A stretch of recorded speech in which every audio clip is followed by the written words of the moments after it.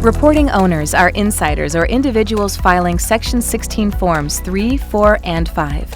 In this video, we will teach you how to add a reporting owner to the Entity Management Library and add a relationship that can be saved and used for future filings. To add a reporting owner, click on the Entity Management tab, then click Add Entity. Then add the insider and go to Entity Type and check Reporting Owner and the Reporting Owner type. In this case, we will check Individual since it is a person.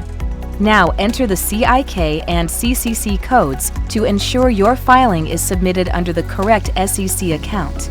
After that, go back to Entity Management and see if it was successful. You'll see that the relationship says no, so in order to change it, click on the name. After you do that, go to Associate Subject Company and click on your company.